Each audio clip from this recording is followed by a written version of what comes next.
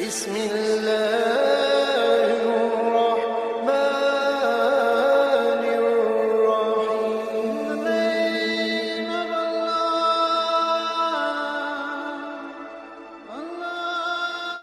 yang lain, Atha bin Abi Rabah rahimahullah. Atha bin Abi Rabah ini teman-teman sekalian pernah, tentu Atha ini sedikit saya berikan gambaran, dan ulama mengatakan dalam ilmu jarh wa ta'dil, dalam ilmu hadis kita boleh ada hal-hal yang boleh disebutkan kalau berhubungan dengan kekurangan seseorang, kalau memang itu ciri khasnya, atau sesuatu yang kalau disebutkan tanpa menyebutkan nama pun, nah ini masuk bukan dalam ghibah. Yang jelas ulama menyebutkan ciri fisik di sini, seperti mereka menyebutkan Nabi SAW jarbu, tidak tinggi, tidak pendek. Itu bukan aib. Atha bin Abi Rabah ini seorang budak hitam, kulit hitam, disebutkan dalam buku-buku tentang penjelasan biodata beliau. Orangnya kurus, kaki kanannya pincang, mata kanannya rusak. Fisiknya sangat kurang, rahimahullah. Tapi waktu Atha bin Abi Rabah menjadi ulama, khalifah waktu itu Sulaiman bin Abdul Malik, adiknya tadi Abdul Malik bin Marwan itu, anaknya Abdul Malik bin Marwan, waktu sudah meninggal ayahnya dia jadi khalifah. Sulaiman bin Abdul Malik ini orangnya baik, khalifah dan suka dengan alim ulama. Dia mengeluarkan peraturan kalau tidak boleh mengeluarkan fatwa di musim haji kecuali Atha bin Abi Rabah, orang alim ulama. Karena ini dalam haji tidak boleh sembarangan nih. Sampai Atha bin Abi Rabah dapat julukan ya, alimnya ulama, gurunya para ulama. Ulama-ulama pun kalau datang di Mekah banyak meminta nasihat dari beliau. Atha bin Abi Rabah ini rahimahullah, di musim haji datanglah Sulaiman bin Abdul Malik khalifah dengan anaknya, dengan ketampanannya, dengan dayang-dayangnya, dengan kebesarannya, buka kemah besar, kemudian masuklah wukuf di Arafah. Sementara wukuf, Abdul Malik Sulaiman mengatakan, di mana sahibukum? Aina sahibukum? Mana nih teman kalian nih? Biasanya kalau bahasa sahibukum ini santun dari khalifah untuk mufti, ya, untuk muftinya. Atha bin Abi Rabah ada di mana? Kata mereka, Amirul Mukminin lagi di kemahnya, lagi menunggu orang-orang yang lagi antri, lagi antri bertanya. Gitu. Dia bilang, saya punya hajat, saya ingin datang ke sana. Baiklah, Sulaiman datang. Sulaiman ini dia menunjuk si, ya, Atha bin Abi Rabah jadi mufti, dia yang memberikan gaji, gitu kan? Pemimpinnya lah. Lalu itu khalifah. Dan perlu diketahui Sulaiman bin Abdul Malik di zamannya ini khilafah Umayyah jadi luas sekali, luar biasa gitu. Kuasanya sangat luas karena ayahnya juga punya kekuatan militer yang besar. Dikasih cerita dia pun datang dan dia seorang yang saleh. Begitu dia masuk ke kemahnya Atha bin Abi Rabah, disambut oleh Atha bin Abi Rabah, pelukan, ngobrol, saling menyebutkan kata-kata yang santun-santun sebagaimana adab seorang muslim. Setelah itu Atha bin Abi Rabah bertanya, wahai Amir Mukminin, kenapa anda datang ke sini? Kata dia, saya punya hajat, ada pertanyaan yang saya mau tanya. Kata Atha bin Abi Rabah, ini orang tadi saya bilang kekurangan fisiknya ada, dia pegawainya yang datang ke dia ini, kalau mungkin maaf teman-teman di gubernuran sini, presiden langsung yang datang, bukan cuma gubernur, langsung datang, langsung ke ruangan dia karena ada hajat yang dia mau sampaikan misal. Gitu kan. Datanglah teman-teman sekalian, lalu dia mengatakan, Atha mengatakan, hajat anda pribadi, pertanyaan pribadi, atau hajat umat Islam? Kata Amir Mukminin, hajat saya pribadi, pertanyaan saya pribadi. Atha mengatakan, kalau begitu Amir Mukminin, mohon maaf, anda keluar antri bersama muslimin, karena ada yang sudah antri sebelum anda punya hajat pribadi. Kalau itu hajat umat Islam, saya akan dahulukan anda. Orang di sekitar Sulaiman ini marah, tapi Sulaiman diam, rahimahullah.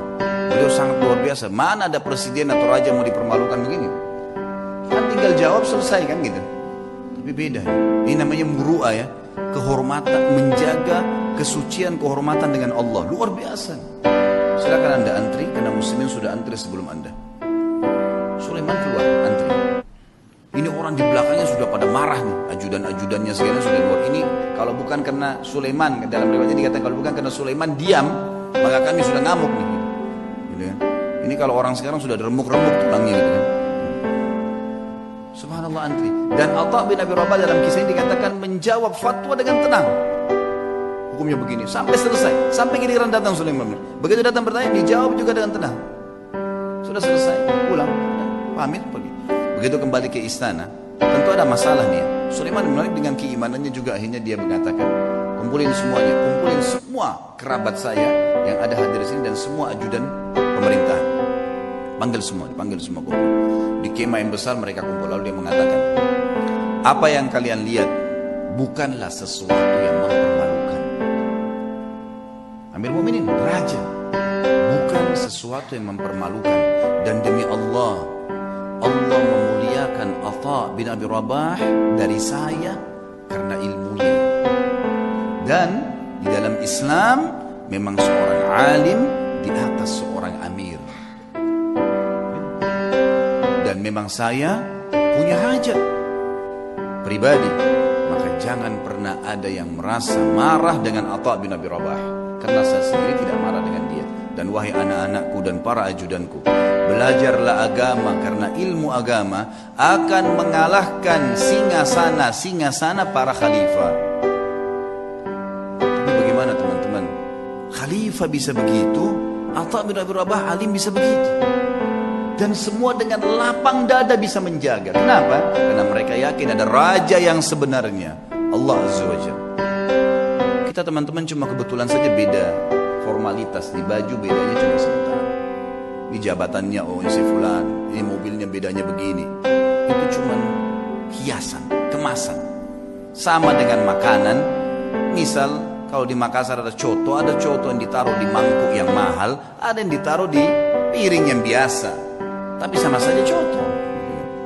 Gitu. Mudah-mudahan bahasa ini bisa difahamin gitu ya, karena kalau makanan langsung paham biasanya.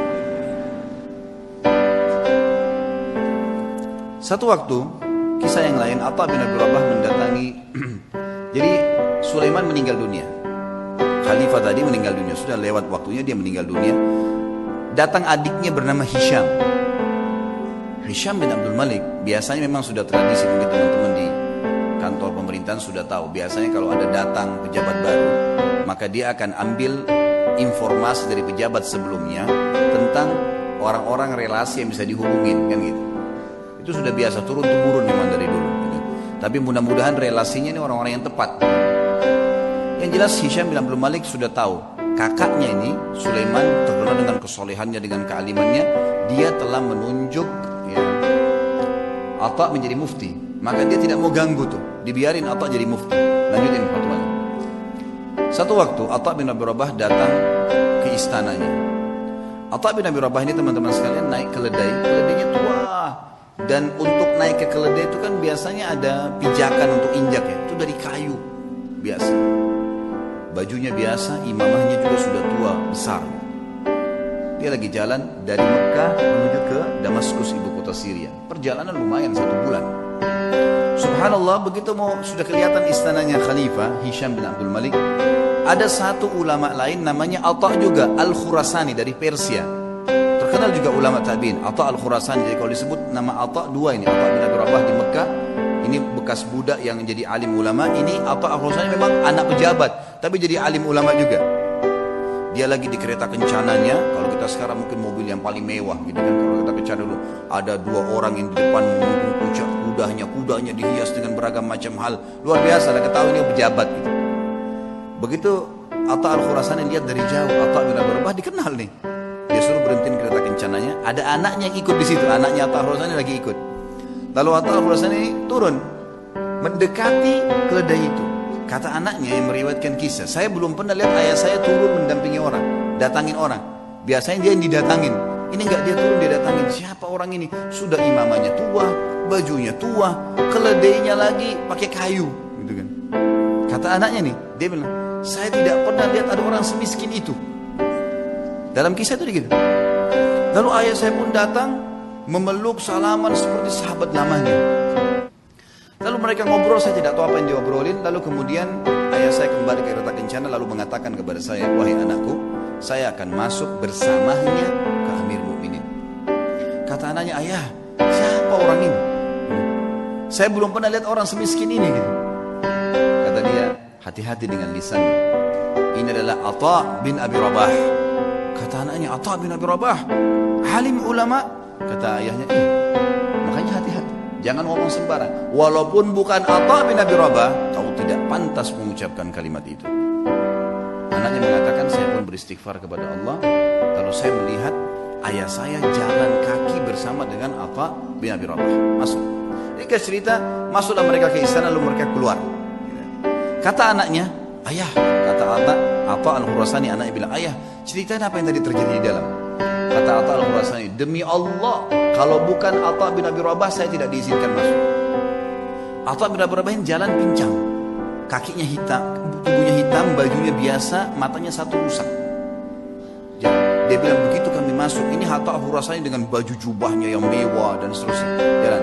Dia bilang, begitu demi Allah kami masuk pintu gerbang istana, Hisham bin Abdul Malik berdiri dari singgasananya.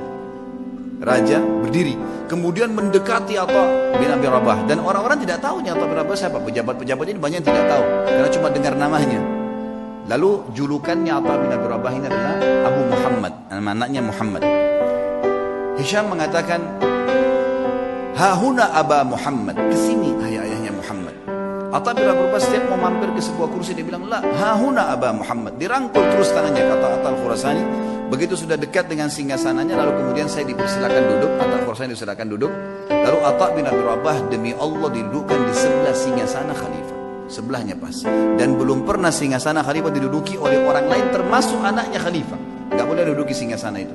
Hisham mengajak Atha bin Abi Rabah yang luar biasa begitu kehidupannya tadi, kondisinya duduk di sebelahnya. Lalu kata Hisham, ya Aba Muhammad, ada hajat apa? Kata dia, ada hajat saya. Hajat yang pertama dia bilang, penduduk Mekah dan Madinah wahai Amir Mu'minin, tetangganya Allah dan tetangganya Rasulullah SAW. Karena di Mekah ada Ka'bah, berarti orang yang tinggal di Mekah kan tetangganya Allah. Bahasa santunnya begitu. Di Madinah ada rumah Nabi SAW, walaupun ada kuburannya beliau sekarang sudah jadi kuburan, tapi kan rumahnya Nabi masih ada.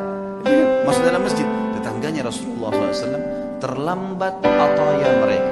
Ataya ini kayak pemberian yang diberikan oleh kerajaan, ya, dari khilafah diberikan kepada masyarakat semua, kaya atau miskin semua dapat.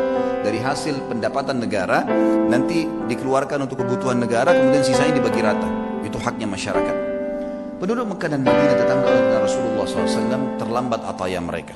Maka saya mengingatkan anda kepada Allah agar memberikan kepada mereka. Baik. Kata Hisham, ya gulam, sekretaris datang, catat dan berikan sekarang juga. Ada lagi hayanya Muhammad, ada lagi. Para mujahidin yang membela perbatasan kaum muslimin, mereka ribat setiap hari. Terlambat gaji-gaji mereka. Ada istri dan anak mereka mengeluh dengan saya. Maka berikan hak mereka. Ya gulam, catat, segera jalankan pesannya Aba Muhammad. Ada lagi hayanya Muhammad. Terus aja Atha menyampaikan hajat muslimin. Gak ada hajat dia pribadi nih. Hajat begini, hajat begitu. Ringkasnya adalah terakhir sudah 5 hajat, 6 hajat disampaikan. Kata Amir Mu'minin, masih adakah hayat Muhammad? Kata Atha al-Khurasani, demi Allah Atha bin Abi Rabah berdiri dengan tegak di depan Amir Mu'minin, lalu mengatakan kalimat yang membuat istana itu kalau mau goncang bisa goncang. Dia mengatakan apa? Wahai Amir Mu'minin, ada hajat yang lebih penting dari semua yang saya sampaikan tadi. Kata Hisham, apa itu wahai Atha? Aba Muhammad, apa itu? Ini orang-orang kaget, belum pernah ada orang khalifah duduk, dia beri depannya dan dia menunjuk nih, ada hajat yang lebih penting. Kata dia, apa itu wahai ayah Muhammad? Demi Allah wahai Amir Mu'minin, kau dilahirkan di muka bumi ini sendirian, dan kau juga akan mati sendirian, dan kau akan dihisab oleh Allah sendirian. Demi Allah, semua yang kau lihat di sekitarmu ini tidak bermanfaat buat kamu. Maka bertakwalah dengan Allah. Hisham bin Malik menangis. Waktu itu menangis luar biasa sambil memukul tongkatnya.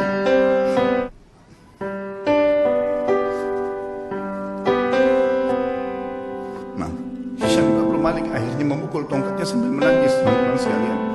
Lalu mengatakan, jazakallahu khairan. Semoga Allah balas anda dengan kebaikan. Setelah itu kemudian kata Atha al-Khurasani, kami pun keluar. Dan demi Allah Atha bin Abi Rabah tidak minum segelas air pun dari Amir Mu'minin. Tidak minum segelas air pun. Dan waktu kami tiba di pintu gerbang, maka dikejar oleh seorang sekretaris untuk memberikan dia sekantong uang emas. Maka Atha mengatakan, demi Allah saya datang bukan untuk ini. Kemudian ditinggalkan.